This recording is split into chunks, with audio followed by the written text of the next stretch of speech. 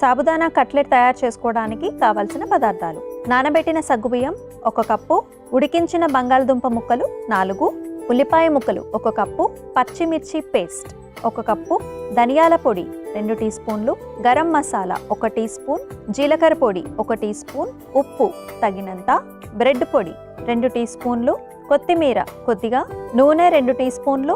Sabudana cutlet తయారు చేసుకునే విధానం: ముందుగా ఒక మిక్సింగ్ బౌల్లో నానబెట్టిన సగ్గుబియ్యం, ఉడికించిన బంగాళదుంప ముక్కలు వేసి మెత్తగా మెదుపుకోవాలి. తర్వాత అందులో ఉల్లిపాయ ముక్కలు, పచ్చిమిర్చి పేస్ట్, ధనియాల పొడి, గరం మసాలా, జీలకర్ర పొడి, సరిపడా ఉప్పు, రాగి పిండి, బ్రెడ్ పొడి, కొత్తిమీర వేసి ముద్దగా కలుపుకోవాలి. తర్వాత స్టవ్ ఆన్ చేసి తవ్వాకి నూనె రాసి వేడి చేసుకోవాలి. ఇప్పుడు కలిపి పెట్టుకున్న సాబుదానా మిశ్రమాన్ని చిన్న చిన్న కట్లెట్స్ లాగా ఒత్తుకుని తవాపై వేసి నూనెతో 2 పక్కలా కాల్చుకుని సర్వింగ్ ప్లేట్లోకి తీసుకుంటే సాబుదానా కట్లెట్ రెడీ.